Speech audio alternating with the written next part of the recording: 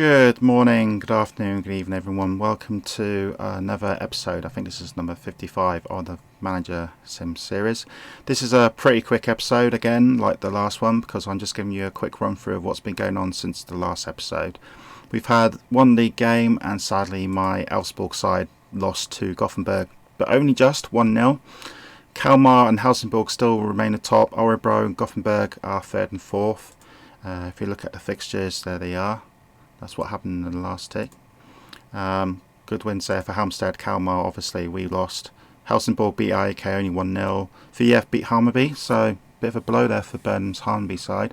Trelleborg and Malmö drew, and Örebro had a good win against Djurgården. But the purpose of this episode was just to give you an update of the international cups, and this is what actually happened. In the Champions League, we've got just one game to go, and both VF and AIK are going to be knocked out, sadly. Because when you finish third in your group, you don't go into the next round. VF have got an outside chance of doing it though. They need to win and win pretty well in their last game away to Middlesbrough. So that's a big job, and they need trivially to drop points.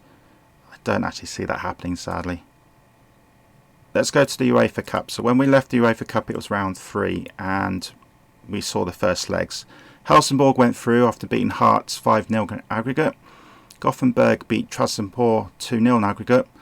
Sadly, Malmö's reign as UEFA Cup champions is now over. They got knocked out by Burnham's Hammarby side.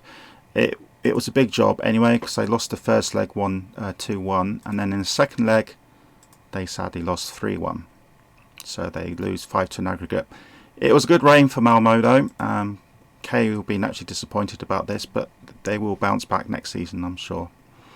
Örebro beat the Bosnian side Askra 5-0 in aggregate to go through, and then Trelleborg had probably the best 2 games of the round really, against a very powerful Spanish side Alves, especially when Trelleborg only drew 0-0 with Alves in the first leg. In the second leg, Alves they beat in Spain 2-0. In the game they really dominated, so congratulations Trelleborg, which is great news, which means then for Sweden we've got 5 Swedish sides into round 4, and to make it even better, there's no Swedish Cup clashes. So we got Örebro under Morton, who will face the Greek side Xanthi. Let's have a quick look at Xanthi. I'll just make sure the screen's a bit bigger so you can see what they look like. Quite a decent side. They have got some stamina problems. They've got some outstanding players like this guy here, but his stamina is pretty low, 83, so he might not even, the computer will probably play him, but I don't see them doing very well, because I think that Morton's Örebro side are stronger. Here's my Örebro side. Yeah, so I see Örebro winning that one. Trelleborg under Dave placed Tampere United from Finland, the Finnish champions, and they've got massive stamina problems. Because of that, Trelleborg should win it quite easily, I think. Gothenburg against another Greek side, Kavalar, the Greek runners-up.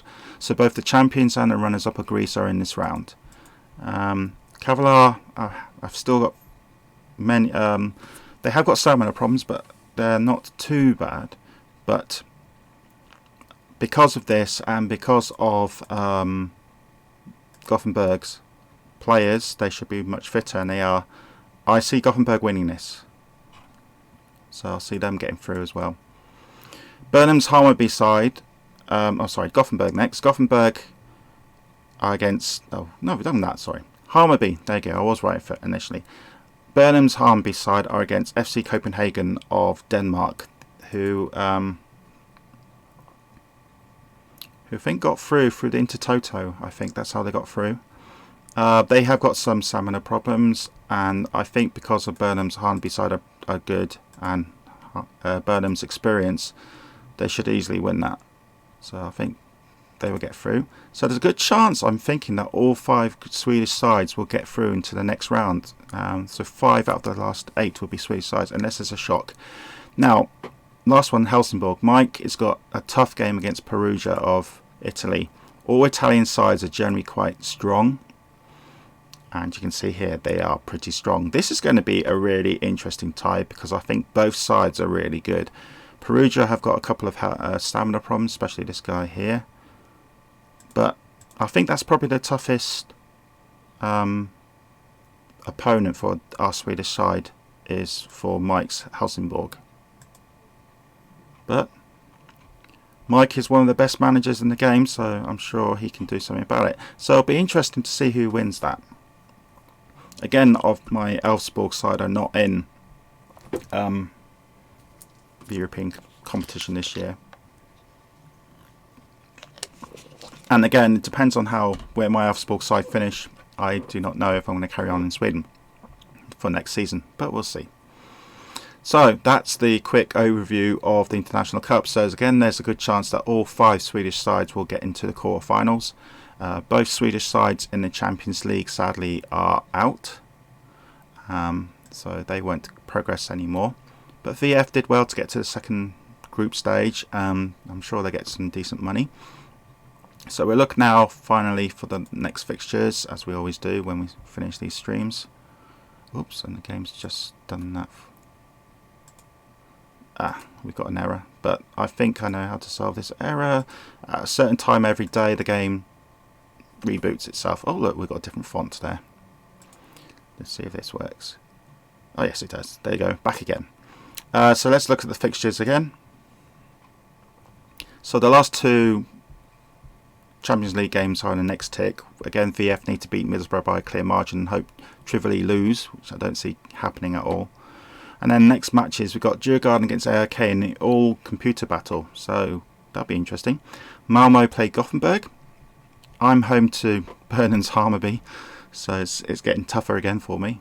Trelleborg against computer side Norrköping. VF against Halmstad, that'll be an interesting time. Örebro and Helsingborg play each other, which I think is the round, yeah, it's a game, round of the tick. So that's third against second, and then Kalmar under Fritz is playing Orgat. So I would see Kalmar pulling further ahead there. Well, not further ahead, actually pulling ahead of Helsingborg, unless Helsingborg get a good win over Örebro. But that'll be interesting. If Helsingborg beat Örebro, then the top 2 will pull further away. So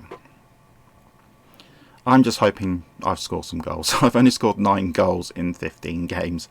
So even if this formation is working, seems to be working better than it has been before, I'm just not scoring goals. So I might have to put 2 strikers up front because I've got just 1 striker up front at the moment, but we'll see. But anyway, that's this quick update done. I hope you can continue to like the series. Please let me know. And I'll speak to you next episode, which will probably be in a few days' time. That's Donut Donnie saying goodbye. Bye-bye.